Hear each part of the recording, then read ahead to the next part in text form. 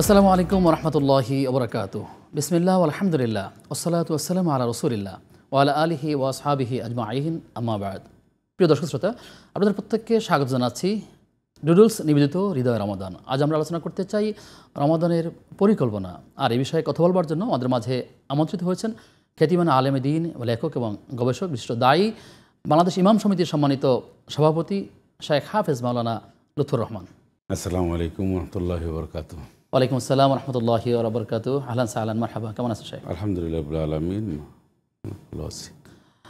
আমরা আজকে আপনার থেকে কথা শুনতে চাই, রমাদান মাস যেহেতু চলছে, আসলে দিনে এবং রাতে একজন মুমিন বা একজন রোজাদার সময়গুলো কিভাবে অতিবাহিত করবে? জাগতিকভাবে আমাদের কর্ম থাকে, ব্যবসা বাণিজ্য থাকে, তারপরেও কিভাবে আমরা রিয়ারেঞ্জ করলে সবগুলো কাজ আমরা করতে পারি এবং সেই মৌলিক দিকগুলোর সাথে সুন্নাতের কী কী মিল রয়েছে, যদি আপনি আমাদেরকে জানান। ধন্যবাদ আপনাকে। বিসমিল্লাহির রহমানির রহিম, আহমদুন সাল্লি আলা রাসূলিল কারীম, আম্মা বা'দ। ঠিকই আপনি বলেছেন, যে কোনো একটা কাজের পরিকল্পনা থাকা উচিত। পরিকল্পনা অনুযায়ী কাজ করলে সেই কাজের সফলতা খুব বেশি পাওয়া যায়, কাজ করে শান্তিও পাওয়া যায়, এবং একজন মুমিন মুসলিম তিনি শুধুমাত্র দুনিয়াবি কোনো কার্যক্রমের ক্ষেত্রে পরিকল্পনা করবেন আর ইবাদত বন্দেগীর ক্ষেত্রে এলোমেলো করবেন, বিষয়টা এমন ঠিক না। তো আমাদের যে কোনো ইবাদত বন্দেগী পরিকল্পিত, আল্লাহ পাকই পরিকল্পিতভাবে দিয়েছেন, আর পরিকল্পনা অনুযায়ী সিস্টেম ওয়াইজ আমাদের আদায় করতে হবে। এর মধ্যে মাহে রমাদান হচ্ছে উল্লেখযোগ্য। এর ডিউরেশন হচ্ছে 30 দিন বা 1 মাস। আমরা এই 1 মাসের মধ্যে একটা পরিকল্পনা আমাদের ছক আঁকতে হবে এবং আমাদের বুঝতে হবে যে আমরা এটার কী প্ল্যানিং আমাদের রয়েছে। আমি আমার এই পুরো রমজান একটা কর্মসূচি আমাদের কিন্তু দরকার। অন্যান্য মাসে এক ধরনের কর্মসূচি, আর রমজানের সম্পূর্ণ একটি আলাদা কর্মসূচি থাকা উচিত। সেক্ষেত্রে আমাদের সর্বপ্রথমই আমাদের শারীরিক মানসিক একটা ফিটনেস আনা উচিত, এবং শারীরিক প্রস্তুতিটা দুই রকম কথা বলছেন, একটা হচ্ছে আত্মিক প্রস্তুতি, একটা হচ্ছে শারীরিক মানসিক, যেটাকে বোঝায়। কারণ আপনার মানসিক এবং শারীরিক প্রস্তুতি আপনার না থাকে, তাহলে ইবাদত বন্দেগী যে এখানে যে কন্টেন্ট রয়েছে বা আইটেম রয়েছে, সেটা কিন্তু আপনি পরিপূর্ণভাবে করতে পারবেন না। সেই জন্য আগে সর্বপ্রথম আপনার শারীরিকভাবে ফিটনেস থাকার জন্য যা যা করা দরকার শুরু করতে হবে। খাওয়া দাওয়া, ঘুম, রুটিন মাফিক, তারপরে আপনি সফর বা দূরের ভারী কাজ, এগুলির থেকে যতটা সম্ভব আপনাকে বিরত থাকতে হবে। মানসিকভাবে একটা আপনার মধ্যে একটা কাজ করতে হবে, মানসিক শক্তিটা এভাবে যে এই মানসিকভাবে আমি এই রমজান সবচেয়ে বড় বেশি ইবাদত বন্দেগী করব, ইবাদত বন্দেগীর মাধ্যমে আল্লাহর নৈকট্য লাভ করব। আমার আত্মীয়স্বজন দুনিয়া থেকে যারা চলে গেছেন তাদের ক্ষমার একটা সুব্যবস্থা, বন্দোবস্ত আমার করতে হবে। একটা দায়িত্ব, রেসপন্সিবিলিটি আমার উপর রয়েছে এজ এ মুসলিম হিসাবে। তো সেই হিসেবে তার মানসিকভাবে যত কষ্ট হোক আর যা হোক, আমার রাত জেগে ইবাদত বন্দেগী করতে হবে। সব মিলিয়ে আমি একটা মানসিক না খেয়ে থাকার এই কষ্টটাকে সে শক্তিতে পরিণত করতে হবে। সকল কাজের একটা বড় উদ্দেশ্য হচ্ছে আল্লাহ সন্তুষ্টি অর্জনের জন্য। যখন কাজটি করবেন তখন দেখবেন ওই কাজ আপনার যেমন সহজ হবে, ওই কাজটি করতে আপনি আনন্দ পাবেন, ওই কাজটি করতে আপনি ব্যাপক স্পিরিট পাবেন। আচ্ছা, এখন আপনি আসেন ধর্মীয় ইবাদত বন্দেগী কীভাবে সম্পন্ন করবেন। এখন আপনার নামাজ পড়তে হবে, তারাবি নামাজ পড়তে হবে, তারপর রোজার আমরা দিনগুলো শুরু করি যে দিনের সকাল থেকে কেমন? দিনের সকালবেলা আপনি শুরুতেই আমি একটু সাহারির থেকে চলে যাই। একদম সাহারির থেকে শুরু করলে তাহলে আমরা ইফতার পর্যন্ত ঠেকাই দিতে পারি। আর সাহারিটা আপনি সাহারি একটু আগে উঠে আপনি নামাজ কালাম পড়লেন, দোয়া দুরূদ পড়লেন। আমার কথা হচ্ছে আপনি দৈনিক অনেক না পারেন, একটু করেন। আর হাদিসের মধ্যে রাসূলুল্লাহ সাল্লাল্লাহু আলাইহি ওয়াসাল্লাম বলছেন যে আল্লাহর কাছে ওই আমল সবচেয়ে বেশি গ্রহণযোগ্য যা নিয়মিত হয়, অল্প হলেও নিয়মিত হয়। তো সেই হাদিস। এখন আপনি, আমার বক্তব্য হচ্ছে বা আমার পরামর্শ হচ্ছে আপনি অল্প করেন কিন্তু নিয়মিত করার চেষ্টা করুন। আচ্ছা, তার মানে সে তাহাজ্জুদ সালাত আদায় করতে পারে, আদায় করতে পারে, আর আদায় করে কিছু তাসবিহ তাহলিল পড়তে পারে। এরপরে একান্ত মানুষ যদি দেখে যে আমার তাহাজ্জুদ নামাজ পড়ার সময় নেই, মানুষ তো কষ্ট হতে পারে, অন্তত কিছু তাসবিহ তাহলিল বা 2 আয়াত কোরআনুল কারীম পড়ে নেবে। সাহারি খাবেন, সাহারি খেয়ে উনি নামাজ কালাম পড়ে জামাতে নামাজ পড়ার চেষ্টা করবেন। জামাতে নামাজ, ফজর নামাজ পড়ে শুয়ে যাবেন। তারপর উনি ওনার টাইম অনুযায়ী উঠে কার্যক্রম শুরু করে দেবেন। কার্যক্রম আমি যা করব, অফিস আদালত, ব্যবসা বাণিজ্য, পার্সোনাল, কোম্পানি, সরকারি বেসরকারি, ঠিক আছে, এই কাজের মধ্যে যেন আমার কোনো একটা মানে কোনো ভেজাল ঢুকে না যায়। আমি কাজ করার ক্ষেত্রে জানতে নেতিবাচক না যায়, এটা খেয়াল রাখতে, এটা চেক দিতে হবে আগে। শেখ, আপনি আমাদেরকে জানেন যে আসলে এই রমাদান কোরআন তেলাওয়াতের একটা মৌসুম, কোরআনের সাথে রমাদানের সাথে একটা গভীর সম্পর্ক রয়েছে।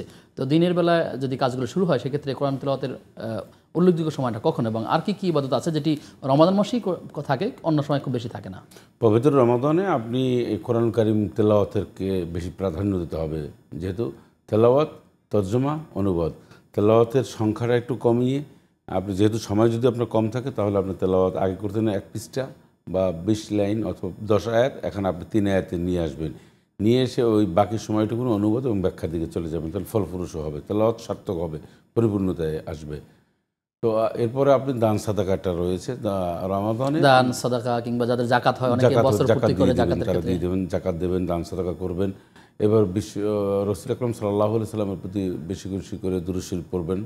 আরেকটি হচ্ছে যে রমজানে আপনি কিছু ইবাদত বন্দিগি রয়েছে, যে ইফতারের আগে দোয়া কবুলের সময় সময় দোয়াটা করবেন এবং ইফতারে মানুষকে খাওয়ানোর ব্যবস্থা করবেন, নিজে খাবেন শুধু তা না, মানুষের খাওয়ানোর ব্যবস্থা করবেন। এখানে মানে মানুষের ইফতারির ব্যবস্থা করবেন। একটা জিনিস মনে রাখতে হবে, একজন মোমেন যখন এই বৈশিষ্ট্যটা সে গ্রহণ করে যে আমার প্রয়োজনের চেয়ে অন্যের প্রয়োজনটা বেশি, এটা হচ্ছে মুসলিম জীবনে ইসলামের একটা অনন্য বৈশিষ্ট্য।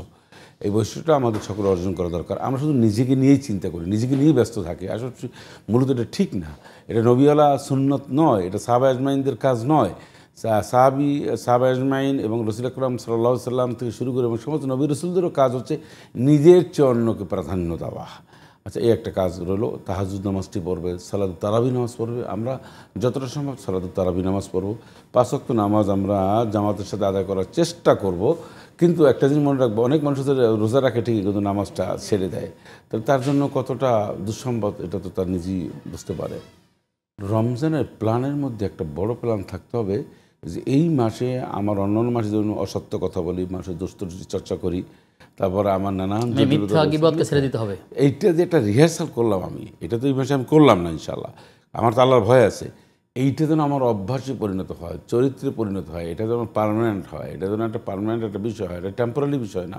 আপনি যে কাজ রমজানে করতে পারেন না, সে রমজানের পরেও করার আপনার অধিকার নাই। তবে আমরা এই রমজানটা প্রশিক্ষণের মাস, এই মাসে আমরা এমনটাই এটা প্র্যাকটিস করব যে প্র্যাকটিসটি আমাদের দৈনন্দিন জীবনে সকল ক্ষেত্রে বাস্তবায়ন হবে এবং কোনোভাবে এটা আমরা লাইনচ্যুত হব না। এক্ষেত্রে আমাদের সবচেয়ে সেটা হচ্ছে যে আমি এই কাজের ভয়াবহতা কী, আমি যদি দুর্নীতি করি, আমি যদি অন্যায় করি, মিথ্যা কথা বলি, আমি মানুষকে ঠকাই, এর পরিণতিটা জানতে হবে। এই পরিণতি জানার জন্যই এত প্রোগ্রাম। আপনি মানুষকে ঠকালেন, আপনি মানুষকে কষ্ট দিলেন, এজন্য আপনাকে কঠিন শাস্তির মুখোমুখি হতেই হবে, মাপ পাওয়ার কোনো সুযোগ নেই। পরিকল্পনার ক্ষেত্রে নিজের পরিবারের সদস্যদেরকে কীভাবে সংযুক্ত করা যায়, যেমন ছেলে মেয়ে স্ত্রী কিংবা ভাই ব্রাদার যারা আছেন, বা মহল্লায় যদি কোনো কার্যক্রম এমন চালু করা যায় যার মাধ্যমে আসলে মানুষরা দিনের আখিরাতমুখী হতে পারে বা দিন চর্চা করতে পারে। ধন্যবাদ। এই কাজটি কিন্তু যৌথ কাজটি কিন্তু একেবারে একান্ত ব্যক্তিগত কোনো কাজ না। এই নামাজ রোজা এটি কিন্তু ব্যক্তিগত কোনো কাজ না, এটা যৌথ কাজ। আল্লাহ পাক কিন্তু হুকুমও ঠিক সেভাবেই দিয়েছে। আমানুর কাউ ওয়াসজুদু ওয়াবুদু আছে না, মানে সবাইকে আল্লাহ পাক বলেছেন। সিয়াম সাধনা শুধু আমার একার কাজ তা না, সম্মিলিতভাবেই আসলে আমাদেরকে এই জন্য প্ল্যান প্রোগ্রামও নিতে হবে সম্মিলিতভাবে। আবারও আমি বলছি, রিপিট করছি যে এই কাজটা যেহেতু যৌথ কাজ, আর এই প্ল্যান প্রোগ্রামও নিতে হবে ফ্যামিলির সদস্যবৃন্দ সকলকে নিয়েই যৌথভাবে একটি শক্তিশালী প্ল্যান, শক্তিশালী কর্মসূচি, শক্তিশালী একটা পরিকল্পনা নিতে হবে রমজানকে বাস্তবায়ন করার জন্য। আপনার মাধ্যমে আমরা নতুন দিক নির্দেশনা পেয়েছি। আপনাকে ধন্যবাদ জানিয়ে আপনার থেকে বিদায় নিচ্ছি। প্রিয় দর্শক, আপনারা দেখছিলেন রুলস নিবেদিত হৃদয়ে রমাদান। আমরা আলোচনা করছিলাম রমাদানের পরিকল্পনা। আল্লাহ তাআলার কাছে আমরা দোয়া করি রমাদানে বিশেষ করে তেলাওয়াত করব, তাওবা ইস্তেগফার করব, দান সাদাকা করব, রাতের কিয়ামগুলো বেশি বেশি করার চেষ্টা করব, তারাবির সালাত আদায় করার চেষ্টা করব এবং সম্মিলিতভাবে পরিবারে কীভাবে ইবাদতের চর্চা করা যায় এবং মহল্লায়, আমার সমাজ, আমার পারিপাশে, আমার বন্ধুবান্ধবদের মাঝে কীভাবে নেকির কাজগুলো বেশি করা যায় সেভাবে একটা পরিকল্পনা আমাদের থাকা দরকার। আল্লাহ আমাদেরকে সে বিষয়ে এগিয়ে যাওয়ার তৌফিক দান করুন। আজ এ পর্যন্তই। আগামী অনুষ্ঠান থেকে আমন্ত্রণ জানিয়ে আপনাদের থেকে বিদায় নিচ্ছি। আসসালামু আলাইকুম ওয়া রাহমাতুল্লাহি ওয়া বারাকাতুহু।